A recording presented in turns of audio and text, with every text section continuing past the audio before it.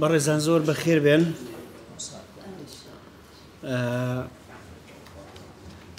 پرسی قەیرانەکانی هەرێمی کوردستان چ قەیرانی سیاسی بێت قەیرانی ئابووری پرسێکی گرنگە و بەشێکە لەو قۆناغانەی کە پێویست دەبێت بۆ گەشەپێدان چ گەشەپێدانی سیاسی گەشەپێدانی ئابووری هەموو بوارەکانی گەشەپێدان کە ئینستیتیوت گرنگی پێدەدات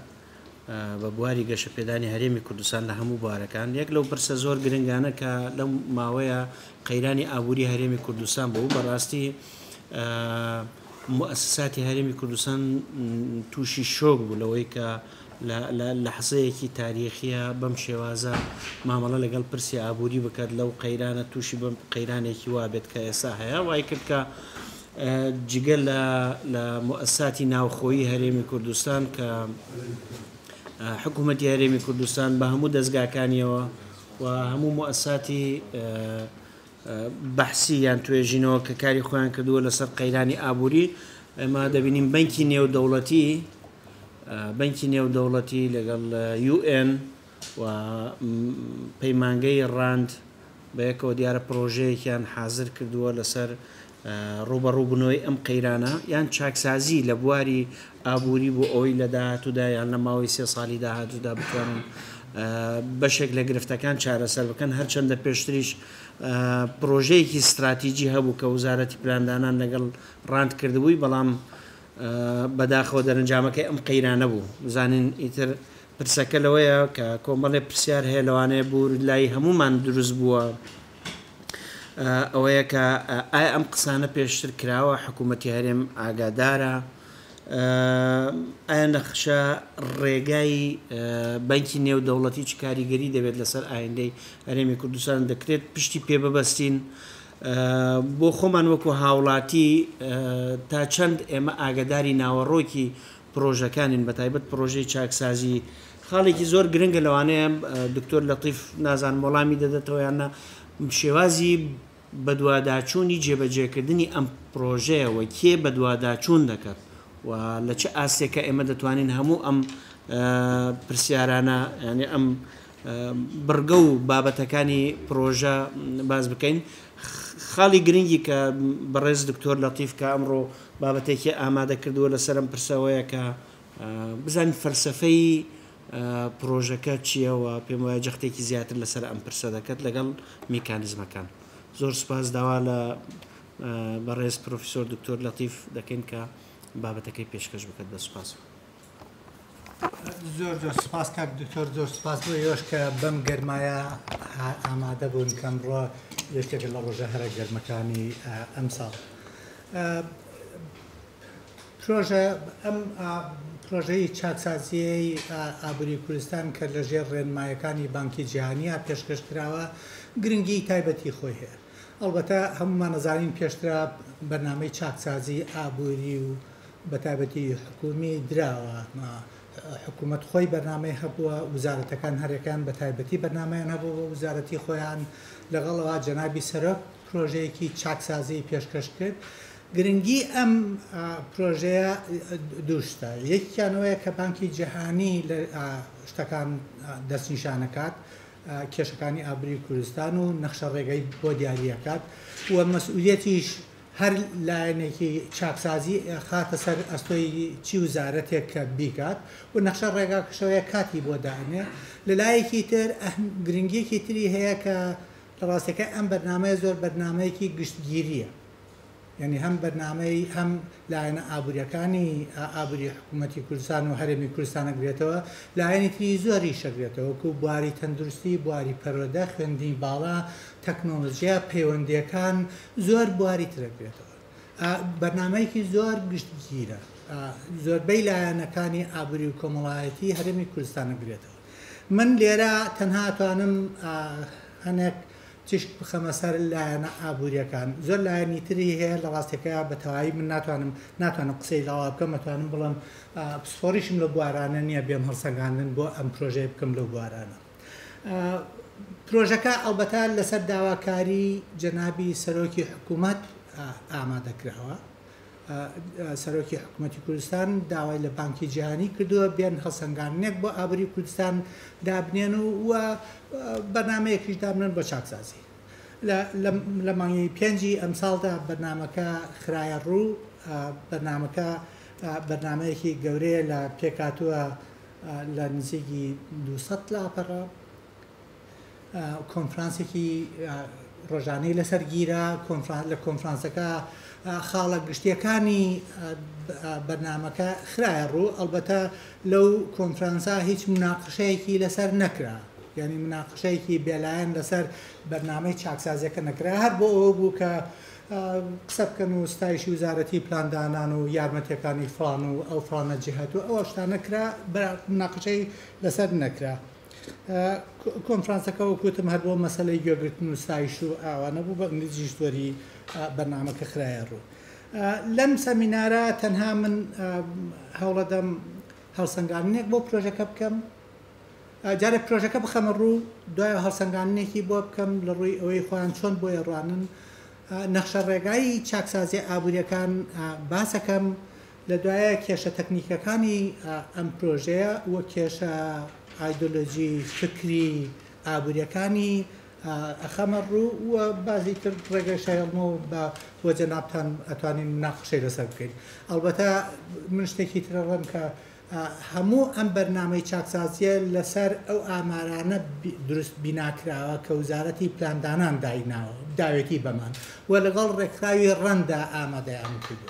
ئایا ئامارەکان چەندێک دروستن چەنە ڕاستن ئەوە کێ بەلای منەوە کێشەیەکی گەورە نیە ڕاستەکە هێڵە سەرەکیەکانی بەرنامە چاکسازیەکە جێی سەرنجە جێی مناقەشەیە و جێی تێڕانینی وردە پێشە شتێک بانکی جیهانی کێیە بانکی جیهانی ڕێکخراوێکی خێرخواز نییە ئەڵبەتە بانکی جیهانی یەکێکە لەو ڕێکخراوانەی کە لە مناقەشەکان و مفاوەزاتەکانی برتن وودسا هاتەکایەوە لە ساڵی 1944 بریتانیا و ئەمریکا لە برتن وودز کە جێگەیەکە لە نیو هامشەر زۆر نزیکە لە نیویۆرکەوە چەند هەفتەیەک دانیشتن مفاوەزاتیان لەسەر ئەوە کرد چۆن هەوڵ بدەن ئەو کێشانەی لە بینی هەردوو جەنگی جیهانی یەکەم و دووەما دروست بووە جارێکی نەهێڵن ئەوانە دووبارە بێتەوە چارچێوەیەکی بە شێوەیەکی ئەوتۆ دابنێن بۆ ئابووری جیهان بۆ ئەوی نەهێڵن ئەو کێشە گەورانەی کە بوون بە مایەی هەڵگیرسانی جەنگی جیهانی دووەم جارێکی تر دووبارە نەبێتەوە لەو مفاوەزاتانە کە 44 لە سەرەتاوە 44 وڵاتی تا بەشدار بوو ئەلبەتە هەموو مفاوەزاتەکە بە سەرۆکایەتی ئەمریکا و بەریتانیا بوو وەفدی بەریتانیا و کاتە جۆن ماینەرد کێنز گەورە ئابووریناسی بەریتانی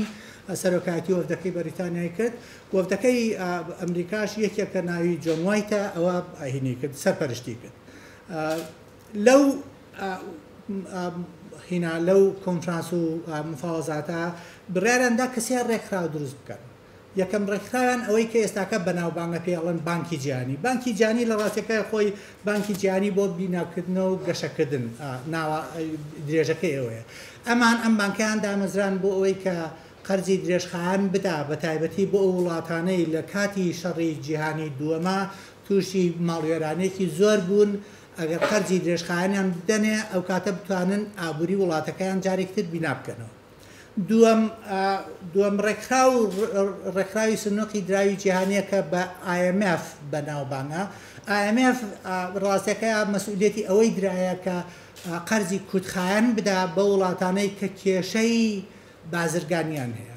ئەو وڵاتانەی بۆن منە کوتخایەن بۆن منە لە 3 مانگەوە تاکو و 3 ساڵ زیاتر نەخایەنێ ئەو قەرزانە بدەن بە وڵاتانێک کە کێشەی مەسەلەی balance of payment یعنی مەسەلەی پێدانی پارەی بازرگانیان هەیە ئەم یارمەتی ئەو وڵاتانە بۆ شێ بدەیە واتە ڕێکخراوی بانکی جیهانی بۆ قەرزی درێژخایەن بە تایبەتی بۆ ژێرخانی ئابووری دروست بیناکردنەوە سنووقی دراوی جیهانیش بۆ قەرزی کوتخایەن ڕێکخراوی سێم لەو کاتا کە پیانەوە the General Agreement on Tariffs and Trade لە دوایەکە لە 94ەوە کە گەشەی کرد بوو بە World Trade Organization ڕێکخراوی بازرگانی جیهانی ئەمە دروست کرا بۆ ئەوەی کە سەرپەرشتی بازرگانی جیهانی بکە یاسا دابنێ کە وڵاتان چۆن بەیەکە بازرگانی بکەن بۆ مەسەلەی گومرگ چۆن هەوڵدەن گومرگ کەم بکەنەوە چۆن هەلومەرجێک بڕەخسێنن بۆی هێواش هەوڵ بدەن کۆمەڵێک گومرگی یەکجار زۆر هەیە لە بازرگانی بە تایبەتی لە بینی وڵاتە ئەوروپیەکان و ئەمریکا وڵاتە پێشکەوتەکانە ئەمانە هێواشیاش نەهێڵن وای لێ بکەن کە ئێستاکە کە پێڵین بازرگانی ئازاد دروست بکەن ئەم ڕێکخراوانە ئەم سێ ڕێکخراوە لە ڕاستەکەی هەرسێکیان وەکو ئەڵێن مناڵی مێشکی ئەمریکی بوون ئەگەڕنەوە کە جۆن ماینەت کەنز گەورە ئابووریناسی بەریتانی لەسەر زۆر لەم شتان ناڕازی بوو هی نییە بوو ئۆڵتەرنەتیڤی هەبوو بۆ ئەم شتانە بەڵام ئەو کاتە ئەمریکا زۆر بەقوت بوو بەریتانیا لە شەڕێکی زۆر نەگریس و ناحەزا بوو لە مۆقعەکە نەبوو بتوانێت شروت فەرزکا بەسەر ئەمریکا لەبەرەوە ئەم ڕێکخراوانە دروست بوون بە عەقڵی ئەمریکی دروست بوو ئەمە ڕێی من نییە ئەوبەتە ڕێی هەموو خەڵکی ئابووریناسە و ئەوانەی کە بە وردەکاریەکانی بریتن و سا ڕۆیشتونەتەوە مەبەستەکانی دامەزرانی بانکی جیهانی ئەوبەتە گرنگی خۆیان هەیە بۆچی دامەزران چەندێک عیلاقەشی بە ئێمەوە هەیە یەکەم ڕاستەکەی بۆ یارمەتیدانی گەشەکردنی ئابووری وڵاتانی ئەندام هەر وڵاتێک ئەندام بێ بانکی جیهانی مەسئولیەتێکی یارمەتی بدا بۆ گەشەکردنی ئابووری ئەمە ئارتیکڵی یەکەمی دامەزرانی بانکی جیهانیە هاندانی وەبەرهێنان بە تایبەتی وەبەرهێنانی ئەوەی کە پێڵەن تایبەتی بیانی لە وڵاتانە سێم هاندانی گەشەکردنی هاوسەنگی ئەوەی کە پێڵەن بەڵەنس ئۆف پەیمنت یعنی وڵاتێک هاوردەی لە هەنادەی زیاتر نەبێ هەوڵدەن بەڵەنسێک یعنی هاوکێشەیەکە بێ حتاکو ئەم ناهاوکێشەیە تەئسیر نەکاتە سەر نرخی دراوی ئەو وڵاتە ئەلبەتە ئەمە یاسایەکی ئابووری لە پشتەوەیە ئەگەر وڵاتێک هاودە زۆر بکات و هەنادەی کەم بێت مەجبورە پارێز زیاتر بخاتە بازارەوە هێواشش نرخی دراوەکەی دێتە خوارەوە کە نرخی دراوەکەی دێتە خوارەوە ڕێژەی هەڵاوسان لە وڵاتە زۆرە بێت بەرزە بێتەوە ئەمە بە زیانی ئابووری وڵاتشکێتەوە لەبەرەوەی یەکێک لە پرینسیپەکانی مەبەستەکانی دامەزرانی بانکی جیهانیە بۆ ڕێگە بگیرێن لەوەی کە وڵاتان زیاتر هاوردە بکەن کەمتر هەناردە بکەن مەبەستێکی تری ئەوە بوو کە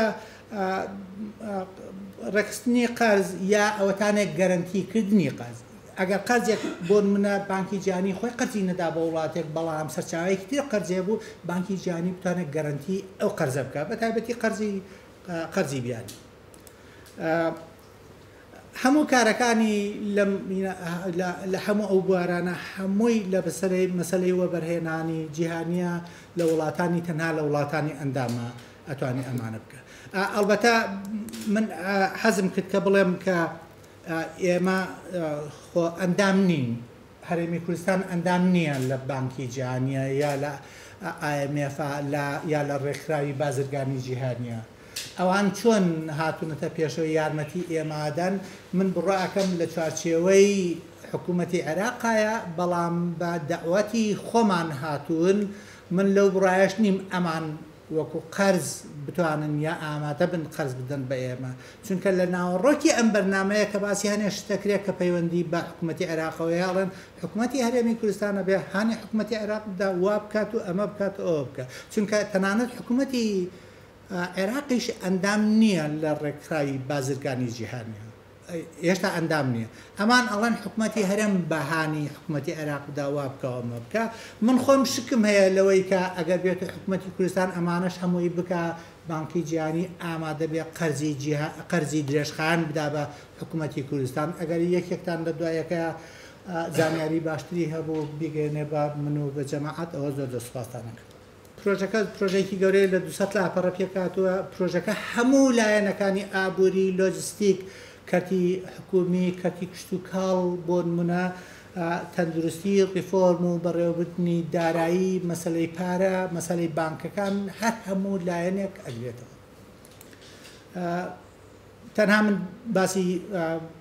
هەوڵەدەم بەودی باسی ئابووریەکەی لایەنە ئابووریەکەی بکەن ئەمان هاتوون پێش هەموو شتێک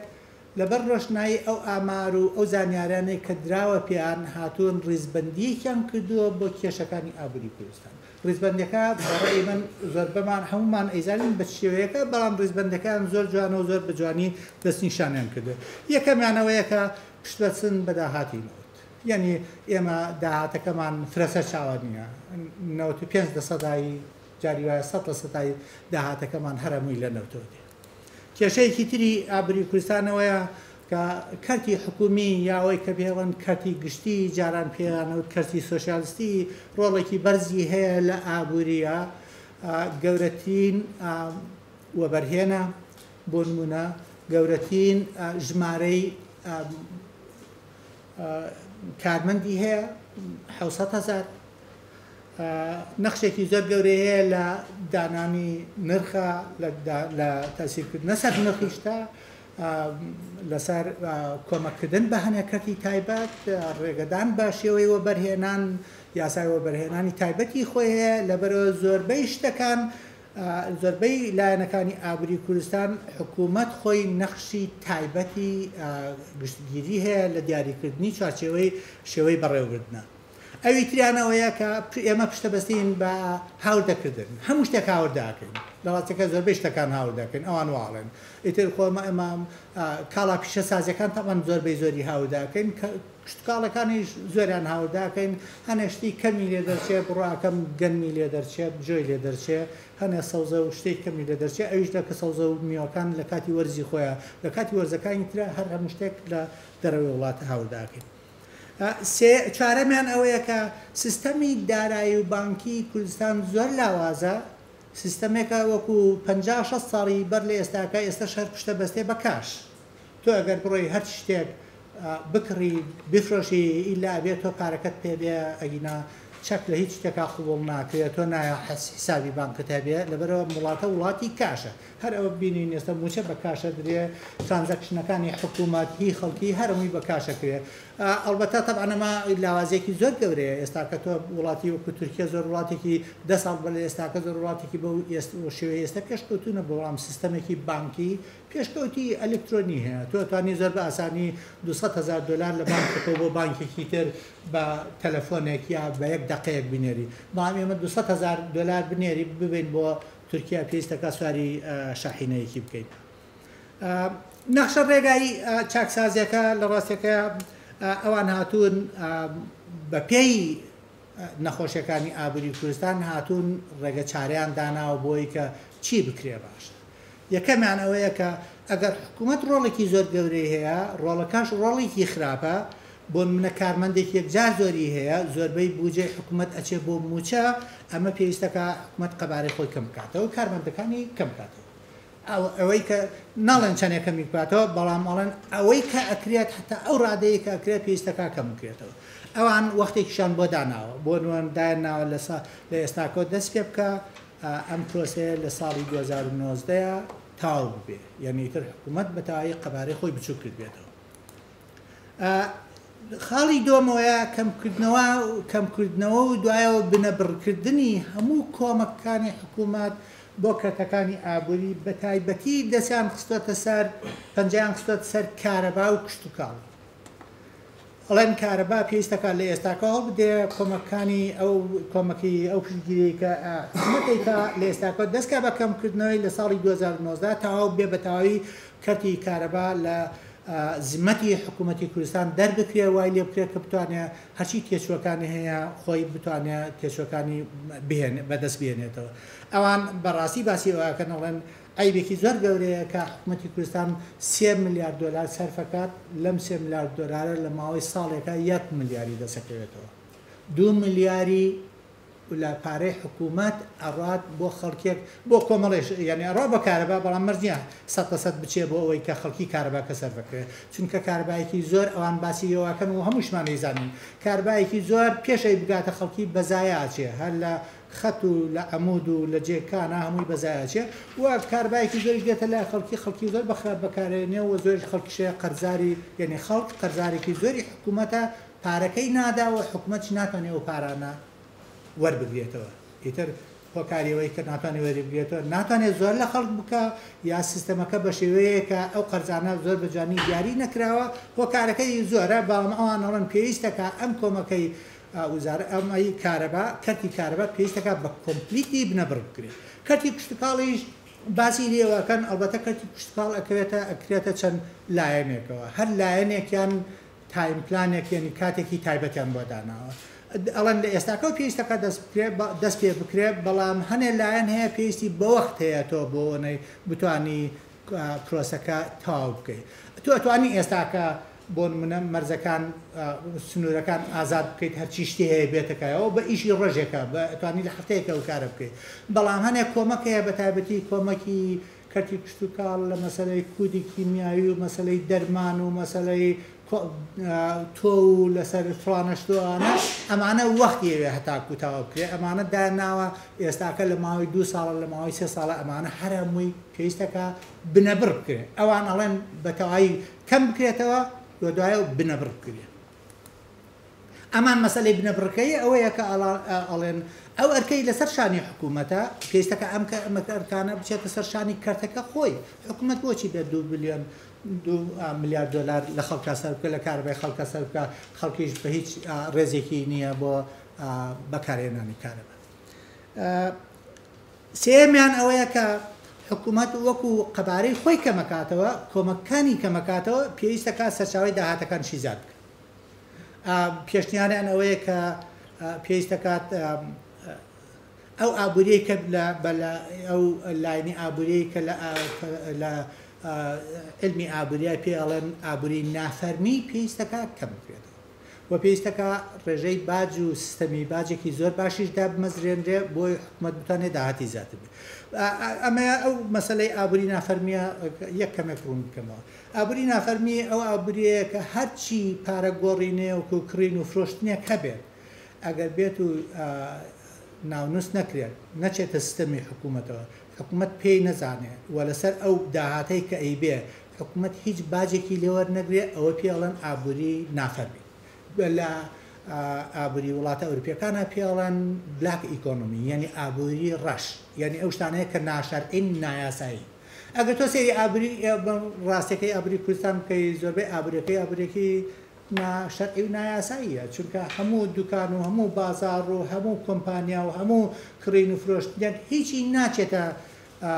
کتێبی حکوومەتەوە و هیچیشی لەسەر ئەمانە هیچ کەسێک باجێکش نادا لەسەر لە ڕاستەکەیەوە خەسارەتێکی زۆرە بۆ داهاتی حکوومەت لە وڵاتە ئەوروپیەکانە ئەو ئابووری کە پێڵێن ئابووری ڕەش ئابووری نافەرمی هەنێشتی زۆر کەمەگرێتەوە بۆ منە مەسەلەی مخدراتەگرێتەوە شتی ناوبازارەگرێتەوە بەعزە شتەیە کە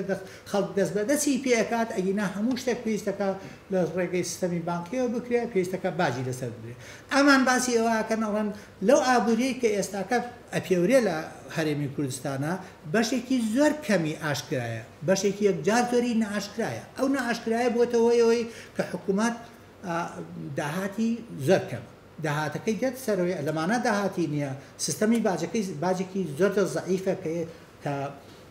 ینی بەشدارێکی ئۆتۆ ناکە لە بودجێ حکوومەتە دێتە سەرەوەی تەنها نەوتی هەیە کە نەوتشی هەیە نرخی نەوتکە ئێستا کە تووشی ئەو کێشەیە بۆ حکوومەتی کوردستانیش بۆشیەیە بامان پێوە تووشی ئەو کێشەیە بۆیە ئەڵەن پێویستەکە داهاتەکان فرە سەرچاوە بکرێ ئابووری نافەرمی هێواشە شەڵ بدرێ لا ببرێ هەر بازارێک هەر دوکانێک هەر کۆمپانیایەک پێویستەکە لە حکوومەتە ناونووس بکرێت بزان چەندێک داهاتیە بە پێی ئەوە بتوانن باجی لێوە بگرێت لایەنی تریەوەیە کە کەرتی دارایی و بانکی ئێمە کەرتی دارایی و بانکی ئێمە لاوازەیەکی یەکجار زۆری هەیە سەر ڕایەوەی بە کاشی ئیش کارەکانی ئەکات خراپەکەی ئەوەیە کەرتی بانکی ئێمە هیچ بەشداریەک ناکات لە گەشەکردنی ئابووریە قەرز نادا پاشکەوت وەرناگرێ پارەی نییە بە تایبەتی ئێستاکە ئەمان دەستنیشانی وایان کردووە حکوومەت هەرچی پارەی بانکانەیە هەمووی دەرکردووە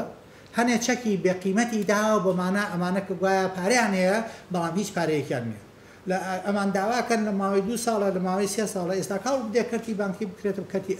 بانکی ئەلکترۆنی هەڵ بدرێ ئەو پارانەی کە لیان سندراوەتەوە پاریان بدرێتێ هەڵ بدرێ سیستەمێکی بانکی و مەسلەی پەیوەندێکی بانکی لە بینی بانکەکانی هەرێم و بانکانی دەوروبەر و بانکی عێراقا بە شێوەیەکی جوان دروست بکرێت و بانکان ڕۆڵی ئابووری خۆیان لە قەرزدان و کۆمەکردن و یارمەتیدانی کۆمپانیەکانە بە دەوری خۆیان ببینەوە ئێستاکە کەرتی بانکی ئێمە هیچ دەورێک لەو مەسلەیە نابینە لایەنێکی تر کە دەستنیشانیان کردووە ئەڵەن مەسلەی کەرتی کشتکاڵی پێویستی بە چاکسازیەکی یەکجار زۆر گەورەیە پێویستەکە باجی هاودەکردن کۆمپلیتی نەمێنێ نابێتەوە گومرگتە بێ لەسەر هەر شتێک کە پێێنرێتە کوردستانەوە لەگەڵ لە هەمان کاتە دەستنیشانیان شتی جوانەکە ناوەن پێویستەکە توێژینەوە لەسەر مەسایلی کشتتوکاڵی بە چاکی بکرێ زانکۆکان بە تایبەتی کۆلیژەکانی کشتتوکاڵ بایەخی زۆریان پێ بدرێت پێویستەکە ئاسانکردن بکرێ بۆ دامەزرانی کۆمپانیای کشتتوکاڵ و پێویستەکە ئەمە لە ماوەی 2 ساڵە ئەم هەموو پرۆسەیە بە شێوەیەکی چاک بکرێت ئەوان دێن هەنشتی جوانیان دەستنیشان کردووە یەکێک لەوانە نرخی گەنمە ئەڵە نرخی تەنێکی گەنم لە بازاری جیهانیە $200 یعنی دەوروبەری $200 250,000 دینار بەڵام ئێستاکە حکوومەتی عێراق تەبانەمە بەشێکی حکوومەتی کوردستان شکەگرێتەوە گەنم وەرەگە دەرەجەی 1 بە 700,000 وەرەگە 2 بە 600 وەرەگە 3 بە 500,000 وەرەگە ئەوان ئەڵێن ئەمە ئەرکێکی یەکجار زۆر گەورە ئاخاتە سەرشانی حکوومەت کە دووقات و سێقاتی نرخی بازاڕە ئەمە زۆر شتێکی نامەعقولە پێویستەکە حکوومەت بە هیچ شێ ئەمانەکە ئێستاکە گەنم لە بازاڕە بفرۆشێ بە چەندێک بفرۆشێ بە بفرۆشێ من نایەمە سەرەوەی ئێستاکە ئایا ئەگەر بە نرخی بازار بێ ئایا فەلاحی ئێمە ئێستاکە ئەتوانێ وەکو ئەم چەند ساڵی پێشوە گەنمێکی زۆر بەرهەم بێنرێ ساڵی پار 912,000 تەن گەنم بەرهەمێنرا هەتاکو ئێستاکە هەتاکو دوێنێ 664,000 تەن گەنم تەسیم کراوە لە سایلەکانی حکوومەتی کوردستانە ئایا ئەگەر فەلاحکە ئەگەر بە 250,000 بیفرۆشێ وەکو ئێستاکانی فەلاح بە 250,000 یفرۆشن چۆ چاوەڕێ ناکەن 2 ساڵ هەتا حکوومەتی عێراقی بڕیار بدا پارەکەیان بدرێتێ یان نەدرێتێ ئەوەی کە زۆر لێبڕاوە لە بازاڕ یفرۆشێت نرخی تەنی گەنم 250,000 بە 250,000ەکە بفرۆشێ ئایا ئێمە ئەتوانین 600,000 یا 500,000 تەن گەنم بەرهەم بێنین طبعاً ئەو مقدارە گەنمەی کە بەشی دانیشتوانی هەرێمی کوردستانەکە دەوروبەری لە بینی 650,000 بۆ 700,000 تەن گەنممان پێویستە بۆ نان ئەم وڵاتە وڵاتێکی نانخۆرە نانەخۆن لەبەرەوە پێویستمان بۆ نایە ئایا ئێمە ئیکتفای زاتیمانە بێ ئەگەر ئەو پشتیوانی حکوومەتە نەبێت یاوەتانێ نرخی گەنم بەو شێوەیە نەبێت کە ئێستا کات تەرجیعی فەلاح بکە ئەوە پێویستی بە قسەکردن لەسەری هەیە لە سەرچاوەکردنی ئابووری و پاڵپشتکردنی کەرتی تایبەت ئەمان بایەخێکی یەکجار زۆر لە پرۆژەکەدەن بە مەسەلێ ئەوان ئەڵێن ئەو شتانەی کە حکوومەت خۆی ناتوانێت بیکە ئێستا ئیکا پێویستەکە بیتا بە کەرتی تایبەت هەرچی شتێک حکوومەت ئیکا پێویستەکە بیدا بە کەرتی تایبەت لەوانە بۆ نمونە هاندانی دەستپێشخەری پیشەسازی باسەکەن چاکسازی یاسای کار باسەکەن چونکە یاسای کار ڕەنگە ڕێگە بگرێت لە هەنێ مەسەلەی ئازادی ئاەتۆ کرێکار بە چەندێ ئەگریت چۆنی ئەگریت کەی دەرێکەی بەرزکردنەوەی ئاستی کارامەی کرێکار مەسەلەی ڕاهێنان و مەسەلەی خوێندن و مەسەلەی فڵان ئەمانە هەمووی بەوردی باسەکەن دوایەوە ئەوان باسی ئەوەکەن کە پێویستەکە حکوومەت یەکێک لە ئەرکانی ئەوە بێ هانی کەرتی پیشەسازی بدا چونکە ئەوان ئەڵێن کەرتەکانی تری ئابووری بە کەرتی پیشەسازیەوە ئەو جێگانن کە حکوومەت ئەتوانێت ئەو کارمەندە زیادانەی خۆی کە هەیە بیدا بەدەست ئەوان بتوانن بەکاری بەرن ئەگەر تۆ کەرتی تایبەت نەبێ و بازار نەبوو ژابێتەوە تۆ لە 700,000 کارمەندی حکوومەت دێ 200,000 یا 300,000 دەرەکەی ئەچن بۆکێ یا بێت نانبڕیان بکەیت کە ئەمەش ناکرێت ئەمان بە عقلی خوان ئەوەن پێویستەکە ئەگەر شتەکانی تر بکرێ ئەگەر هانی کەرتەکانی تری ئابووری بدرێ بۆ حکوومەت کارەکە زۆر ئاسانە بێتوانێت کارمەندەکانی خوای کەم بکەنەوە هێواشەیەک بیان کاتە کەرتەکانی تر کەتی کشتتوکاڵ و کەتی پیشەسازی یەکێکە لەوانە باسیەکەن ئەڵبەتە باسی کەتی گەشت و گوزاریشەکەن ئەوان دەستنیشانی شتێکەکەن مەسەلەی ئەوەی پەیوەندی و ئینفۆرمێشن تەکنۆلۆژیەکەن ئەوەن کوردستان توانای زۆری هەیە لەم بوارە گەشە بکە ئەوان ئەڵێن کوردستان لە ڕووی جوگرافیەوە جێگەیەکی تایبەتی هەیە لە بینی ئەم وڵاتانە ئەگەر بایەخ بەمانە بدەن و بایەخ بە کەتی بانکی بدەن زۆر بە ئاسانی کوردستان وەکو دوبەی وەکو جێگە ئەبێتە سنتەرێک بۆ گواستنەوە بۆ گواستنەوەی شتومەت بۆ گواستنەوەی زانیاری بۆ مەسەلەی دابینکردنی بیمە ئینشورەنس کەتی بانکی بایەخێکی زۆر بەمادەن ئەڵەن پێویستەکە حکوومەتی کوردستان بایەخێکی زۆر گرنگ بدا بەم لایەنش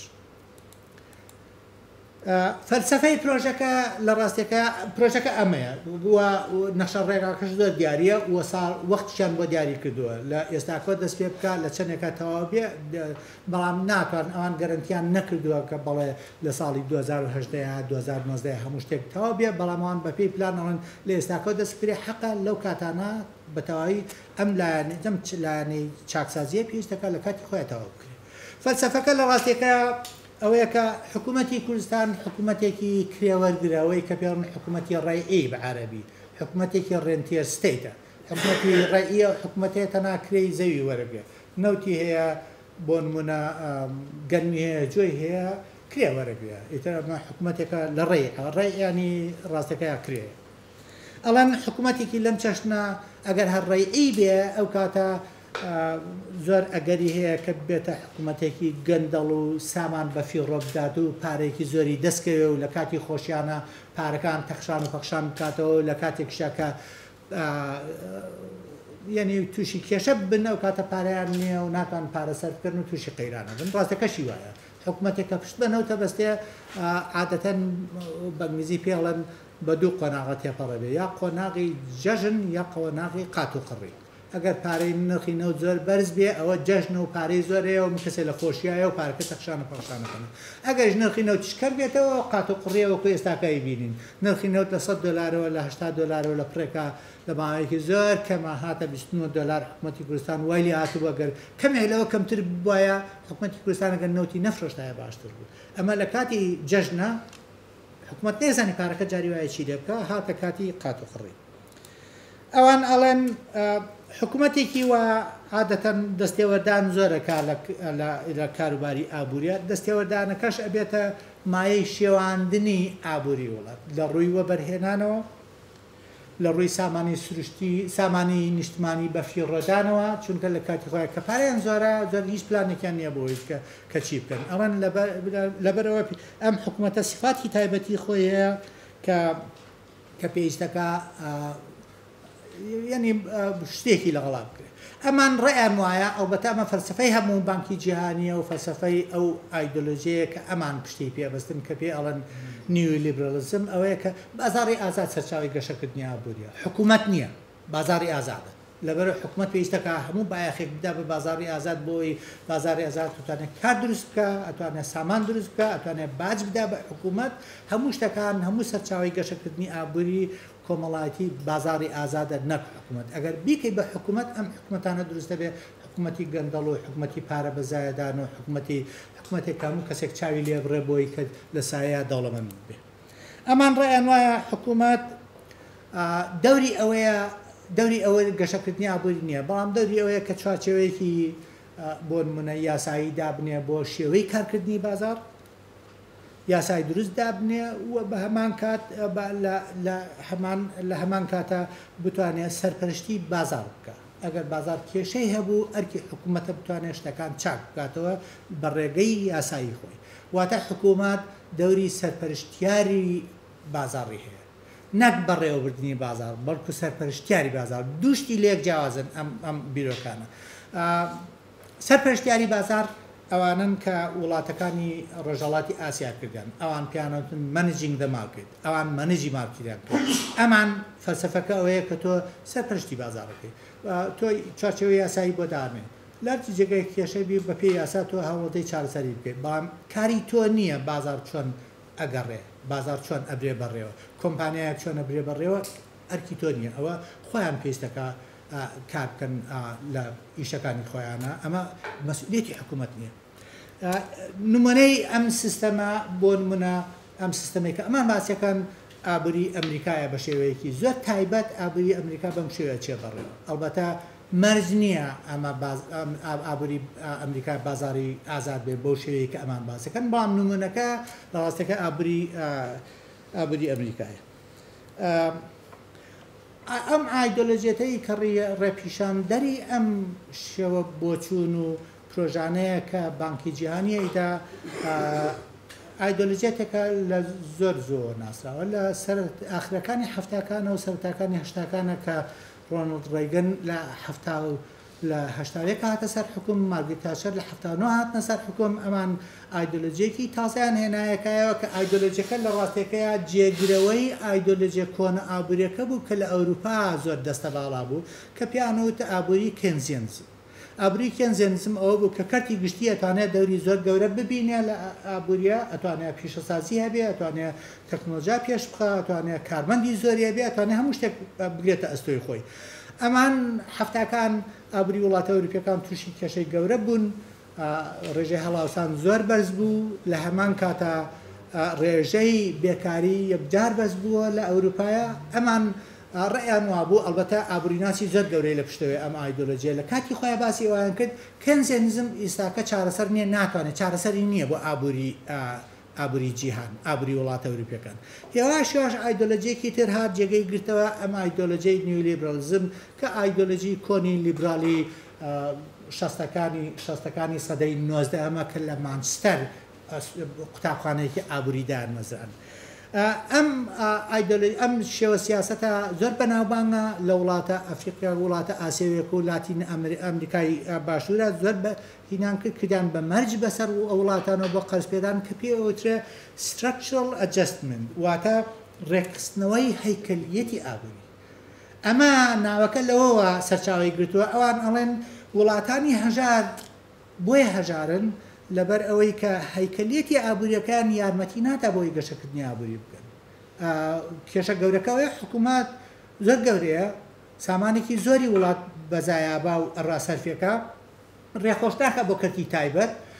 کۆمەڵی یاسای زۆر گەورەی لە مەسەلەی گومرک و لە مەسەلەی باج و لە مەسەلەی فلانە داناوە، ئەمانە زەرێکی زۆر ئابووری گەوراگەێنە بۆیە 20 ساڵ 30 ساڵ ئەم وڵاتانە هیچ گەشەیەکی ئابووریان نەکردووە. ڕێیان وایە باشترین چارەسەرێک بۆ کەشەیکە ئابووری ئەوەیە کە بێن هەیکەلیەتی ئابووری ئەم وڵاتانە جارێکتر بگۆڕێتەوە بۆ شێوەیە کە خۆیانیانێ. ئەڵبەتە ئەمیان کرد بە مەرجی پێشوەختی پێڵێن. مەرجە پێشوەختەکانەوە بوو وەکو من لە جێگەی ترا باسم کردووە وڵاتە ئەفریقیەکان و ئەمریکای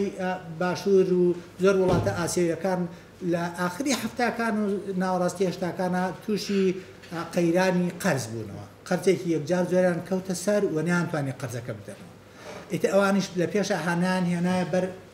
سنووری دراوی جیهانی و بانکی جیهانی بۆ ئەوی یارمەتیان بدەن قەرزەکان بدەنەوە. ئەمانش هاتن کردیان بە مەرج بەسەریانە، وتیان بەسەرچاو ئێمە یارمەتیتان بدەین، بەڵام ئێمە بۆ چوونی ئێوە کێشەکەتان ئەوەیە کە هەیکەلێتی ئابووریتان سەقەتە. بۆی بتوانن گەشە بکەن، بۆی پارەکە ئێمەش بەزایە نەچێ، پێویستەکە ئێمە مەرجمانەیە، پێویستەکە ئەم شتانە بکەن. ئەم شتانە ئەگەر ئەیکەن ئێمە پێ بەپێ هەنێ شتەکەن هەنێ قەستان دنێ، زیاترەکەن زیاترتان دنێ. structural adjustment لە ڕاستێکەیە یعنی سیاسەتێکی زۆر بەناوبانگە لە هەشتاکانەوە یعنی هەبووە و بانکی جیهانی کردێتی بە مەرج هەتاکو ئێستاکە هەیە، بەڵام مەرج نییە ئەو ناوبانگە باشە هەبێت کە ئێستاکە ئێمە پێمان قوبوڵە. لە ڕاستەکە هەشتاکان و نەوەتەکانی سەدەی پێشوو من ئامارم لەلایە، ئاماریشم لە سەمینارێکترا داوەوەیە کە لە ئەو کاتێک کە ئەم structural adjustmentیان فەرز کرد بەسەر ئەو وڵاتانەیە، ئابووری ئەو وڵاتانە نەکەرگەشەیان کرد، بەڵکو گەشیان نەکردێنی گەشەکردنی ئابووریان نەگەتیڤ بوو لە جارتی ئەوەی پۆزیتیڤ بێ. زۆربەی ئابووری ناسەکانی جیهان بە دەیەکانی هەشتاکان و نەوەتەکان پێڵن دەیەونبوونەکان لە ژیانی خەڵکی ئەفریقا و ئەمریکای باشوورە، یعنی ئەوەنە بەدناوە. یعنی سیاسەتەکە ئەلبەتە من حەز ناکەم وابزانم کە زۆر من دژیم، سیاسەتەکە سیاسەتێکی یەکجار زۆر بەدناوە، بەڵام ئێمە زۆر بە خۆشحاڵیەوە قوبوڵمان کردووە، وازانین زۆر شتێکی باش بووە بۆ ئێمە کە بانکی جیهانی دەبێت. ئەلبەتە ئەوەی کە ئەڵێن کە زۆر باش بووە هاتووە بۆیە سەرچاوەکەی شتێکی ترە، ئەوەیە کە من لە خەڵکی سیاست مەدار و خەڵکی ترم بیستووە کە ئەگەر بانکی جیهانی بێت بۆ ئێرە بۆ سمعی سیاسی ئێمە باشە، یعنی ئێوان بایەخەدەن بە ئێمە، یعنی ئێمە مهمین. بەڵام ئایا مهمین چەندە مهمین، یعنی ئێمە نەخۆشیەکمانەیە، نەخۆشیەکەمان زۆر گرانە، دکتۆرێکمان هێناوە، دکتۆرەکە ئەجنەبیە، دکتۆرەکە هاتووە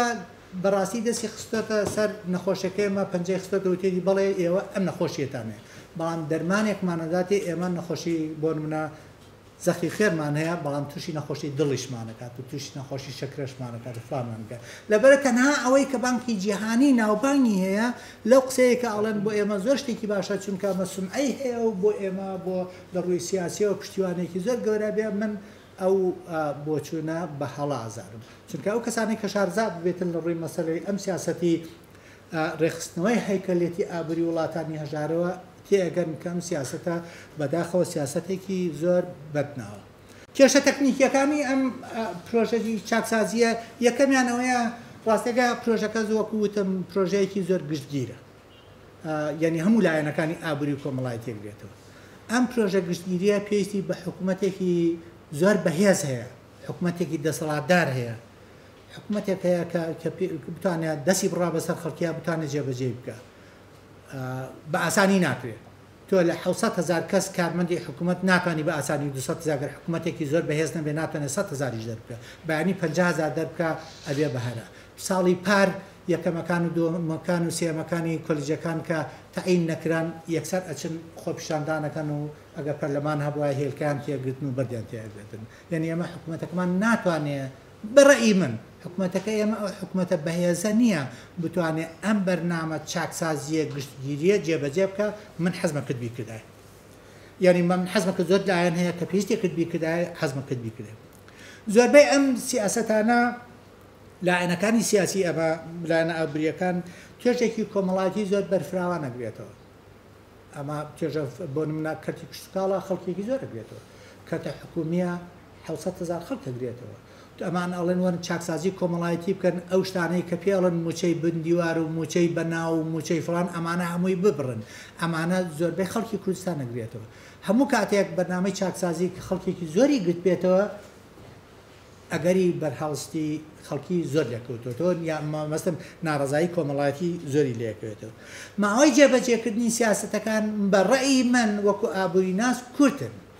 تۆ ئەڵەی لە پرێک ئاوەرە هەرچی گومرکەیە لای بەرە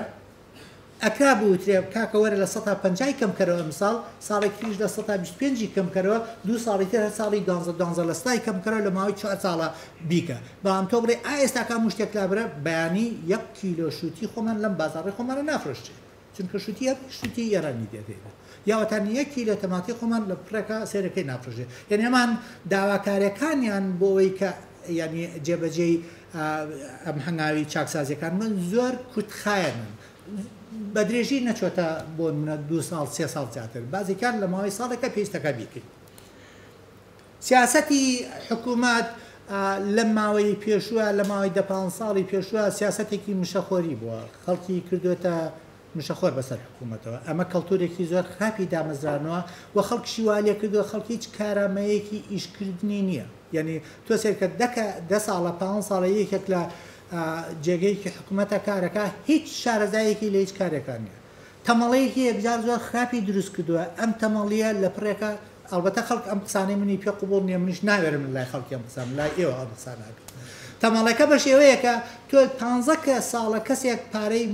بەلاش وەرەگرێ چۆن نتانی بڕێی بڵێ وەرە تۆ کشتکاڵی بکە وەڵا چەکت لێ هەڵەگرێ یعنی بە ئاسانی تۆ ناتوانانی 15 ساڵە 20 ساڵە هیچ کەسێک هیچ شارەزایەکی کاری نییە بێ دەریکەی بڵێ وەڕێ لە کارگەیەەکە ئیش بکە لە ئوتێلەکە ئیش بکە بڕۆ لە کێڵگەیەەکە ئیش بکە ئەمە کەڵتورێکی دامەزرانەوە کەڵتورەکە زۆر قورسە یەک جار کاک نەچیروان باسی ئەوەی کرد لە جێگەیەکەوە چەند 2 ساڵ 3 ساڵ بەلێستا وتی خەڵکی ئێمە خەڵکی تەماڵە هەزار قسەیان پێوت لە میدیاکان پڕ بوو لە قسەکردن لەوەی کە ئێمە خەڵکی تەماڵین ئێمە عارەبانە ڕاکێشین ئێمە وارەکەین وفرانەکەینوانە ڕاستە عارەبان ڕاکێش شەیە بەڵام ئەو خەڵکی کە دانیشتۆ پارەیەکی بەلاش وەرەگرێ هیچ شارەزایەکی کارکردنی نییە تەنها لەسەر مێزێک بووە ئەو کەسە گۆڕینی ئەو کەسە لە بێکارێکەوە کە هیچ شتێک نازانێت بە کەسێک کە کار فێر بێت بەڕێی من کەڵتورێکە گۆڕینەکەی گۆڕینی کەڵتوریش زۆر قورسترە لە کاری تر ئەمانە هەر هەمووی کە کۆ بکەیتەوە بەڕێی من ئەگەر ئەم چاکسازیە ئەم پرۆژە چاکسازیە جێبەجێ بکرێ ئەگەری ناڕازایی کۆمەڵایەتی زۆری لێکەوێتەوە ئایا حکوومەتی ئێمە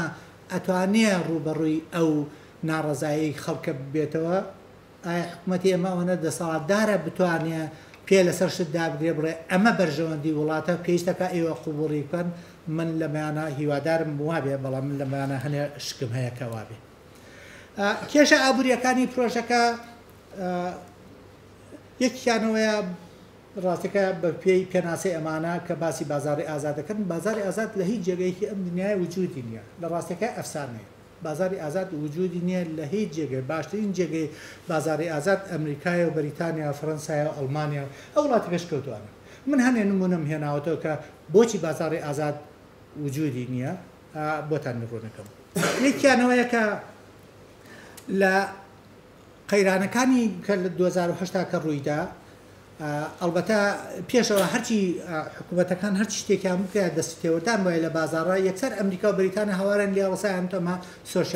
سۆشیالیزمە ئەمانەیکن بەڵام خۆیان کە کەرتی بانکیان تووشی کێشە بوو یەکەم کارێک کە حکوومەتی ئەمریکی کردی دوو بانکی گەورەی عقار هەبوو کە ناویان هینە فرێدی ماک و فێنیمەیە یەکسەر هاتن 200 ملیارد دۆلاریان داپیان بۆ ئەوەی کە تووشی شکست نەبن ئەم دوو بانکە ئیشان ئەوە بوو کە عقاریان نەدا بە خەڵکی خەڵخانە بکڕێ کە تووشی کێشە بوون و پاریان نەما و خەریک و ئیفلاس بن و ئەلاتیان کە ئیفلاسە بن یەکسەر حکوومەت 200 ملیارد دۆلاری لە پارەی باجدان لە پارەی خەڵکی دابم دوو بانکە بۆ ئەوەی کە ئیفلاس دەکەن ئەمە دەستێوەردان ئەمە دەستێوەردانێکی ئێجازەرگەری 200 ملیارد دلار بدە بە ئێمە هەموو ئابووری کوردستان چاکەین بۆ ماوەی 20 ساڵ لە هەمان کاتە بانکەکان لە کاتی ئەم قەیرانی داراییە تووشی کێشەیەکی زۆر گەورە بوون پێڵەن سەرمایی ژەهراوی بە ئینگلیزی پێڵەن تۆکسیک ئاسێت تۆکسیک ئاسێتەکە ئەوەیە کە بانکان ئازاد کران چۆن ڕەفتار لە بینی خۆیانە بکەن چی بکەن و چی نەکەن ئەلبەتە مە ڕوونکردنەوەیەکی کورتی پێویستەکە بۆی کە بڵم ئەم تۆکسیک ئاسێت دەچێت ئەمان هاتن بۆن من قەرزێکی ملیاریمە قەرزە 10 ملیارەکەم داوە بە فڵان کەس یا داومە بە کۆمپانیایە بە هەر کەسێکم داوە پارەکەی من ڕۆیشتووە بەڵام ئێستا پێویستم بە پارەکەیە هەڵسانم 10 ملیارم قەرزەکەم هانا کردم بە بۆند کردم بە کۆمپیالەکەم فرۆش بم برادرە کاتی خۆی من قەرزەکەم داوە بە قازانجی 4% بەم برادریە فرۆشمەڵم پێتا فرۆشم بە 2% یعنی تۆ 2% قازانج وەرەگریتەوە بۆ خۆتی وەرەگریتەوە منیش مەسئولیەتی وەرەگرم کە قەرزەکە وەرەگرمەوە ئیتر ئەو پارەکەمە داتێ ئەو دێت ملیارد دۆلارەکەمە داتێ شتێکی باشە من پارەکەی خۆم کە بۆ ماوەی 20 ساڵ بووە داومە ئێستاکە هاتۆتەوە دەست ئەمیش عینی بە هەمان شێوە دەبلیۆنەکەی 10 ملیارەکەی کە داوە دێبم کاکاوەیەدا ئەڵێ کاکە من بە تۆیە دەم من قازانجەکەم 2%ە بەڵام من مەسئولیەتی هێنانوێ قەرزەکە لە ئەستۆی فڵان کەسە فڵانە بانکە منش ئەیدەم بە تۆ بە 1% تۆش 1% قازانجێت ئێویشڵێ ئەدە پاشە منش پارەکەیدم ئەم قەرزانە دەست بەدەستیان کرد و دەست بەدەستیان کرد و کۆمەڵێک لە پڕێکە 400 ملیارد دلار بەم شێوەیە قەرز درا بە قەرز و قەرزی تر درا بە قەرز ئەمە پێ ئەڵێم تۆکسیک ئەسێت بۆیە پێڵن شەهراوی چونکە لە ئاخرەکەیە کە تووشی کێشەی دارایی بوونەوە کێشەی بانکی بوونەوە سێریانکە ئەم قەرزە وەرناگیرێتەوە ئیمکانی نییە وەربگرێتەوە کە ئیمکانی نییە وەربگرێتەوە تەبەن بانکەکان ئیفلاسەکەن باقانی بەرکانی هێشتن بانکیانە بۆ خەریک و ئیفلاسیان کرد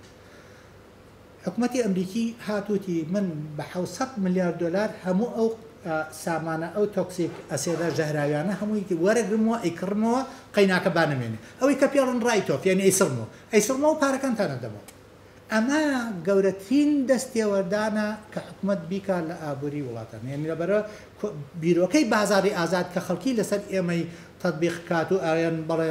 ئێوە تەبەنی بازاری ئازاد بن لە هەموو دنیای وجودینی بەریتانیاش بە هەمان شێوە بەریتانیا لە پێشە هاتن 850 میلیۆن پاوەن 850 میلیۆن پاوەن یعنی نزیکی دەوروبەری یعنی چەندێکات تریلیۆنێک و شتێک دۆلارەکات هاتن چەند بانکێکی تایبەت هاتن بانکی ڕۆیال بانک ئۆف سکۆتلەند و بانکی نۆرتن بانکیان کڕیەوە بە پارەی کڕیانەوە بە پارەی خەڵکی کڕیانەوە 850 میلیۆن بلیۆن پاوەن کڕیانەوە کۆی ئەو پارەیە کە حکوومەتی بەریتانی تەرخانی کرد بۆ ئەوەی کە هەوڵدان قەیرانی دارایەکە کەم بکەنەوە پارەی خەڵکی بەکارێنە پارەی خەڵکیان بەکارێنە باجی خەڵک باجیدا بۆ حکوومەت بەکارێنە بۆی بانکان تووشی شکست نەبن من ئەمە ئاماری ڕسمیە کە 1 تریلیۆن و 162 ملیارد پاوەنیان سەرف کرد بۆی کە بانکان لە قەیرانەکان دەربکەن و هەوڵ بدەن هەمویان ئیفلاس نەکەن وڵاتەکانی تریش کردیان ئەلبەتە کاتی خۆی زۆر ئەم شێوە سیاسەتە فەرەنسا زۆر بەدناو بوو بەمە کەیانوت ئەمە فەرەنسا وڵاتێکی سۆسیالیستە هەچ شتێک لە کێشەیەکە بێ لە ئابوووریە یەکسەر حکوومەتی فەرەنسی تەدەخولەکات و پارە سەرفەکات و گوێی نادەتێنن بە فەرەنساڵن وڵاتی سۆسیالیستە یعنی ئەم شێوە کردارەی کە حکوومەتی ئەمریکی و بەریتانی کردیان لە 2008 و 2009 هەر لە کردارەکانی فەرەنسا چوو کە پیانەوە سۆسیالیست ئەلبەتە بۆ مێژووی پێویستەکە یەک شتێک بۆ جەنابتان بگێڕمەوە کە لە ساڵی هەشتاویەکە کە بانکی جیهانی کە ڕێگەی خۆشەکرد پارەی ئەدا بە قەرزێکی بە قازانجێکی زۆر کەم و بە زۆر بە ئاسان و بە کەم شەر مەرجی نەبوو لەسەر وڵاتان ئەیدا یارمەتیەدا ئەمە بوو بە عەلامەتی ئیستیفهامێکی دروست کرد لەسەر بانکی جیهانی ڕۆناڵد ڕێگن لەو کاتا وتی ئەمانە ئێستا کۆمەڵە خەڵکی سۆشیالیست ڕۆیشتنتە بانکی جیهانیەوە ئێستاکە خەریکن قەرز بە بلاشەدن بە خەڵکی کۆمیتەیەکی دروست کرد بڕۆن لێکۆڵینەوە لێپێچینەوە بکەن لە سەرکردایەتی و ئەو بەڕێوەبەرەکانی بانکی جیهانیا کە بڵێن ئێوە نابێت سۆشیالیست بن ئێوە پێویستەکە بەم شێوەیە ڕەفتار بکەن یعنی ئەم پێشینەیە هەیە کە ئەمان لە بانکی جیهانیا لە فترەیەکی زۆر کەما بانکی جیهانی بەوە بەدناو کرا کە ئەمانە سۆشیالیستن بە ئاسانی قەرزەدەن بە خەڵکی و بە ڕێژەیەکی سوودی زۆر کەم و یارمەتی خەڵکەدەن ڕۆناڵد ڕێگن نەویست ئەم شتە بکە بۆیە هەوڵیدا کۆمیتەی بەڕێوەبردنەکەی گۆڕی ئەلبەتە ئەمریکا حەقی هەیە ئەمە بکات چونکە پشکی گەورەی سەرمایەی بانکی جیهانی هی ئەمریکایە 24% هەموو کاتێک دەوروبەری 24-25% هەموو کاتێکی ئەمریکا بووە لەبەرەوە ئەمریکا سەرۆکی بانکی جیهانی دیاریەکە ئەمریکا زۆربەی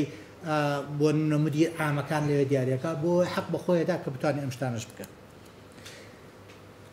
من شتێکی تر ئەڵێم کە مەسەلەی بازاڕی ئازاد بۆچی وجودی نەبوو یا لە وڵاتانەی کە ئێستاکە بەم شێوەی ئێستاکە وجودی هەیە چەندێک پەیوەندی هەیە بە قۆناغی گەشەکردنی پیشەسازی و ئابوووریەوە من لە هەشتاکانە لە بەریتانیا بووم لە هەشتاکانە تەنانەت هەتا 85-86 هەرچی پیشەسازی گەورە هەیە لە بەریتانیا هەمووی مڵکی دەوڵەت هەر هەمووی مڵکی دەوڵەت لە برچ ئێرۆی و برچ ڕێل و برچ گاز و هەرچی شتێکە ئێرۆسپەیس و بۆیین و هەرچی کۆمپانیای دروستکردنی سیارە هەبوو هەر هەمووی مڵکی دەوڵەت بوو دوای ئەوان کە کاتێک کردیان بە کەرتی تایبەت کە ئابوووریەکی جێگیر دروست بوو ئابوووریەکی گەشەکرد و ئابوووریە کە ئەتوانێت ملبنانەیە لەگەڵ هەموو جیهانە بکە بازاران ئازاد کرد و فرۆشتیان بە کەرتی تایبەت ئێمە ئێستاکە ئەم بیرۆکەی بازاڕی ئازادەی کە ئەمان دایانناوە ئەگەر بەراوردی کوێی بە قۆناغی گەشەکردنی ئابووری کوردستان بۆ ئێمە ناشێ چونکە ئێمە هیچمان نییە ئەوان هەموو شتێکیانە بۆ ئەو جارەکردیان بە کەرتی ئازاد و کردیان بە کەرتی تایبەت ئێمە هیچ شتێکمان نییە تاکۆ بیکەین من لێرە باسی ئەوەکەم کە ئەگەر ئێمە بەم سیاسەتە کار بکەین بەم پرۆژەیە کار بکەین ئێمە ناتوانین هیچ پیشەسازیەک دابمەزرێن و گەشەی پێ بدەین ئێمە شارەزاییمان نییە لە دروستکردنی هیچ شتێکە یعنی من لە بیرمە لە شارێکە کە کاتێک من مناڵ بووم لە هەموو کوچە و کۆڵانێکە پیرەندۆزێکە بوو کە پێڵاوی دروستە کرد سابون دروستەکرا جل ئەچنرا جل ئەدورا فلانەکرا هەر هەموو شتێکە ئێستا کە ئێمە شەڕواڵی کوردی سین بۆمانە دوورە ئێمە ناتوانین بۆ نمونە ماستا بۆ خۆمان دروست ناکەین ماستا و ئێستاکە لە ئێرانەوە دێ زۆر شتی تریاوە یعنی ئەوان قسەکەم لەسەر ئەوەیە قسەکەم لەسەرەوەیە کە ئێران و تورکیا و وڵاتانی دەوروپشتی ئێمە وڵاتە دراوسەکانمان لە ڕووی پیشەسازیەوە ئەوان زۆر پێشکەوتون زۆر شارەزاییان هەیە تەکنۆلۆژیان هەیە شێوەی بەڕێوەبردنیان هەیە بۆیە ئێمە پاکەتێکی پسکیت لە ئەو پەڕی ئێرانەوە دێ بۆ لای ئێمە بە پارێکی زۆر کەمە فرۆشی یا لە تورکیا هەموو شتێک ئێستا کە تۆ بڕۆ بازاڕی سێمانی سیرکەوە ئازانی درێژە پێدانی بازاڕەکانی ئێرانە ئەوە لای خۆشمانە بینی هەموو شتێک تورکیە ئەگەر ئەم سیاسەتە بەم شێوە ئازادیە بێ من ڕێیم وایە ئێمە ناتوانین پیشەسازی خۆمان بە ئاسانی دروست بکەین چونکە ئێمە نە تەکنۆلۆژیەمانەیە نە سەرمایەکەمانەیە نە شارەزایی بەڕێوەبردنەکەشمانەیە کە بیکەین دووەم گەر پاراستنی حکوومەت نەبێ بە تایبەتی بۆ مەسەلەی کشتتوکاڵی ئێمە تەنانەت کەرتی کشتتوکاڵشمان بە تەواوی ئەپوکێتەوە ئێستاکە لە سایی پاڵکشت و کۆمەکی حکوومەتە کۆمەڵەشت دروست بووە کۆمەڵ ئێستاکە بۆ منەمە 2 ساڵە لە کوردستانە بەشی خۆ گەرم بەرهەمێن جۆ بەرهەمێن کۆمەڵەشتی تر بەرێبن ئەگەر ئەم کۆمەکە نەبێ ئەلبەتە من ڕەئیم وایە کۆمەکە زۆر بەرزە یعنی تۆ تەنێک گەنم بە 600,000 لە چاو بازاری ئازادەکە بە 250,000 بێ زۆر بەزە ئەتوانێت کەم بکرێتەوە ئەتوانرێت مەسەلەی کۆمەکانە بە شێوەیەکی ئاقلانتر بکرێت بەڵام ئەگەر نەکرێ ئەبینی ئەو ئاوەدان بوونەوەی لە لادیەکانە و لە ینی لە جێکانە هەمانە ئەوەش هێواشاش وەکو جاران نامێت. ئەزمموی وڵاتانی ڕۆژهەڵاتی ئاسیا بە تایبەتی ئەوانەی کە گەشەیان کرد لە ئەوانەی کە لە هەفتاکانە وەکو ئێمەوا بوون و بەڵام ئێستاکان بوون بە وڵاتی پیشەسازی ئەوە پیشانەدا کە بەبێ حکوومەت و لە ژینگەی بازاری ئازادە هیچ گەشەکردنێکی ئاوری بە ئاسانی بەدەست ناهێنرێت. ئەوان حکوومەت پێشڕەوایەتی گەشەکردنی ئابووری کرد لە هەموو ڕێکۆکەکردی لە هەر هەموو ڕێگە زۆری لەسەر ماداران کرد پێویستەکە بێن لەم جێگانە بەرهەم بێن کە سوودی نیشتمانی هەیە. ئەگەر حکوومەت ئەگەر کەرتی تایبەت پێی نەکرابێ خۆی هاتووە پیشەسازی دامەزراوە. زۆر شتێکی بەناوبانگ هەیە ئەڵەن سەرۆکی کۆریا لە ساڵی کۆریای باشوور لە ساڵی 61 کە باوکی ئەم ئافرەتەی کە ئێستاکە سەرۆکە ئەو کاتە جەنراڵێکی ئاسکەری بوو بە دیکتاتۆری بە ئینقلاب بۆ سەر حکوم هیچ شتێکیان نەبوو. وڵاتێک بوون لە دوای شەڕە یابان ئەسەن تەحتیبی کردبوو. هات کۆمەڵە سەرمایه‌داری گەورەی کۆ کردەوە پیانیوت دوای دەعوەت و دوای خواردنەوەوانە پیانێتی کاکەگیان ئێمە نیشتمان وا پێویستەکات ئێوە بێن لەم بوارانە وەبەرهێنان بکەن سەرمایەکە لە دەستی ئێوەیە ئێوە ئەتوانین بیکەن حکوومەتێکی نییە تکاتان لێکم وەرن یارمەتی حکوومەت و یارمەتی هاونیشتیمانان بدەن وەرن لەمانە دامەزرێن هیچ کەسێک نەیکرد هیچ کەسێک ڕازی نەبوو کە لەو جێگانەی حکوومەت یاری کردو وەبەرهێنان بکەن ئەویش بڕیاری داوەتی هەر هەمویان بەرن هەمویان بکەنە سزن هەمویانی کردە سزنەوە لە دوایەوە یەکەیەکە دەرانی کرد بۆی قەناعەتی پیان کرد دوایەوە حەزانەک لە سوزنابن یەکەیەکە دەرانی کرد ئیشەکانی پیان کرد ئەم پێشکەوتنی پیشەسازیی کۆریا کە کردوێتی ئەگەڕێتەوە بۆ ئەو حکوومەتە دیکتاتۆریەی لە 61 لەسەر حکوم بوو ئەگی ناتۆ بیدەی بەدە سەرمایه‌دارێکی کورد سەرمایه‌داری کورد هەر قازانجی هەر حەزی لەوەیە بڕا ستی دروست بکات بازرگانی بکات شتی خراپ بێنێ بە گران بیفرۆشێت بۆ بوونە پاڵەگەی بنزین نەوتی هەبێ کە بنزینی خراپ بەرهەم بێنێ فلان شتێ بکە ئەڕەن ئەوانە قازانجیان یانمەوەستم عەقڵیەتی بازرگانی فیودالی سەرمایه‌داری کورد بەو شێوەیە کە ئەمڕۆ وەبەرهێن بکات لە دوای 6 مانگە پارەکەی خۆی بگرێتەوە بەڵام لە 100 تا 100 قازان بکات بەلای کەمێ لە 100 تا 50 قازان بکات وەبەرهێنی کورد سەرمایه‌داری کورد لەو عەقڵیەتە نییە بێت بۆ نمونە جووتێ پێڵاو دروست بکات لە 100 تا 10 قازانج بکات بەڵام پێویستی بە 2-3 ساڵە بێ حتا کارگەکەی دەستکا بە قازانجکردن بتانێت نایکە کۆمەڵشتی شەیە لە ڕاستەکە ئەم کۆمەڵشتا کە حکوومەت پێویستەکە مەسئولیەتی دامەزرانی بکە کەتی تایبەت ئەهمیەتی یعنی قازانجی لەوان بۆ نمونە مەسەلەی داو دەرمانە مەسەلەی هەنێ شێوەی خواردنە کۆمەڵی شت هەیە مەسئولیت حکوومەت پێویستەکە بیکە کەتی تایبەت مەبەستی نییە دروستی بکە ئەمە ئەرکی حکوومەتە بۆیە لە وڵاتانی ئەوەی کە پێ ئەڵەن جنوبی شەرقی ئاسیا لە ڕاستەکە ئەم شتانە هەرمووی دەستپێشخەری پێشڕەوایەتی مەسئولیەتی حکوومەت بۆ حکوومەت گرتی ئەستۆی خۆی چاوەڕێی نەکرد کەرتی تایبەت بیکە وتی ئێمە ئیکەین بە هاوبەشیش زۆر شتێکی باشە بە هاوبەشی بکرێت لە بینی کەرتی تایبەت و کەرتی حکوومەتە زۆربەی ئەنی پرۆژەی واکراوە زۆر پرۆژەی سەرکەوتوو بووە لە دوایەوە پیشەسازیە کە سەرکەوتووە بێ کاتەوەی قازانج بکات دەتوانێت بە جوانی ببەڕێەوە بیدە بە کەرتی تایبەت بڕە خۆت بڕۆ ببەڕێ بەڵام مهمەیە کە دابمەزرێ ئەگینا بیدەی بە کەرتی تایبەت کەرتی تایبەت ڕەنگەیە ئابێتی لای نییە بۆشی دروست ناکرێت حکوومەت کوتێک من ئاخری کەتەوە بوو بەڕێی من تابان ئەمانە ئەم شێوە حکوومەتەی کە ئەم پرۆژەی چاکسازیە پێشنیاری کردووە ئەو حکوومەتەیە کە زۆرم پێخۆشە کە سەرە لە قینیم ئەنایە قسەی باشەکەم ئەو ینی ئەو شێوە ینی لەجاتی حکوومەتی ڕێئی ئەمان پێشنیاری حکوومەتی یەکەن تەنها لە ڕووی یاساییە و بتوانێت چارچەوە بۆ بازرگانی بۆ فلان دامەزرێ و یعنی هەر تەنهاوەیە کە سەرپەرشتی بازار سەرپەرشتی بازار بکە ئەمان ڕێیان وایە ئەمان ڕێیانەیە پێستەکە حکوومەت وا بکە ئەبێ بەڕێی من لە بری ئەم دوو مۆدڵی حکوومەتی ڕێئی و حکوومەتی بازاری ئازادی کە ئەمان پێشنیارەکەن مۆدڵێکی تری حکوومی هەیە کە ئەوانەی ئێمەتوانین سوودە ئەزمموی وڵاتانی جنوبی شەرقی ئاسیا وەربگرن کە پێڵەن حکوومەتی گەشەکە حکوومەتی گەشەکە دیڤڵپمنتال ستیت مۆدلێکی حکومڕانیە بۆ قۆناغی تایبەت ئێمە ناتوانین بازاری ئازادمان بێت چونکە هیچمان نییە بەڵام کۆریا دوای 30 ساڵ کە خۆیان دامەزران ئەو کاتە بازاری ئازادیان کرد ئەو کاتە بۆ گومرگیان لابرد ئەو کاتە بانکیان ئازاد کرد بۆ نمونە مەسەلەی پارەهێنان و پارە بردن و پارە وەبەرهێنان هەمووی ئازاد بام لە سەرتاوە ئازادیان نەکرد لە کاتێکە ئازادیان کرد کە ئابوووریەکان ئەوەنە بەهێز بوو کە بتوانێت بەرگری ململانەی جیهانی بکە ئەو کاتە تۆتانی بیکەیت بەڕێی بن حکوومەتی گەشەکەر بەرپرسیارەتی هەیە من لە جێگەیترا بە شێوەی تەفسیری باسم کردووە ئەوەیە کە یعنی مەسئولیەتەکەی بۆ برن مەسئولیەتەکەی لە مەسەلەی چاودێریکردن گەورەترە ئەوەیە کە پێویستەکە دەستپێشخەری بکە لە بەرهێنانە پێویستەکە پیشەسازی دامەزرێنە ئەو شتێک کە کەتی تایبەت ناتوانێت دامەزرێنێ پێویستەکە ئەو شتانەی کە بەرژەوەندی نیشتمانی هەیە بە تایبەتی خۆی دەست نیشانی بکە بڵێ پێویستەکە ئەمانە دروست بێ پێویستەکات ئەو شتانەی کە سەیری ئەوە نەکات تێچۆکەی زۆرە با تێچۆکەشی زۆر بێ بام ئەگەر بێت و لە قازانجی پێشکەوتنی کۆمەڵایەتی و ئابووریا بێ پێویستەکە حکوومەت تحملی مەسئولیەتەکەی بکە تحملی تێچۆکەی بکە ئێستاکە دای بنبەزرێنێ یەکێک لەو شتانە مەسەلەی خوێندنی باشە خوێندنی باش مەسئولیەتی حکوومەت ئەگەر حکوومەت دابینی نەکە کەتی تایبەت ئەوە ئەبینین ئێمە لە جاتی دوانزە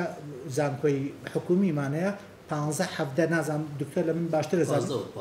پازە بە پازدەمانەیە و ئێستا کەشە زانین چونکە ئەوێ بازرگانیە ئەبینین کۆڵەتی خوێندنەکەی بە چ شێوەیەکە تو بیدە بە کەتی بازار کەتی ئازاد لە ڕووی قازانجەوە سەیرەکە لە ڕووی کۆڵەتی و لە ڕووی دابینکردنی ئەو خزمەتگوزارەیە کە بە خەڵکی ڕەوایە ئەو گوێ نادات تا مشتانە لەبەر ئەمانە مەسئولیەتی حکوومەتە لە کۆتاییە منەڵێم دووبارەیەکەمەوە ئەو سێ مۆدڵی حکومڕانیە کە هەیە یەکیانەوەیە حکوومەتی ڕێیە ئێمە هەر هەمومان وەکووان نەزانین سیستەمێکی خراپە ئێمە ئێستا کە بەدەستیەوە ناڵێن بەڵام ئۆڵتەرنەتیڤەکەی کە ئەمان ئێڵەن بازاری ئازاد و حکوومەتێکی بچووک و تەنها سەرپەرشتیاری بازار بکە ئەوە بە کەڵکی وڵاتێکی ناگەشەکردووی وەکو ئێمە نایە بە کەڵکی ئەمریکاتێت بە کەڵکی بەریتانیا دێت هەرچەندێ ئەوان 100% ئازاد نین جێگری ئەمانە ئۆڵتەرنەتیڤەوەیە حکوومەتی گەشەکەرە کە من خۆم لایەنگری ئەوە مەڵم حکوومەت پێویستەکە حکوومەتی کوردستان ئەم فەلسەفەیە ئەم مۆدڵە تێبگا و هەوڵی بۆ بدا لە جاتی ئەمە زۆر زۆر سپاستانەکەم کە تحملتان کرد گوێتان گرت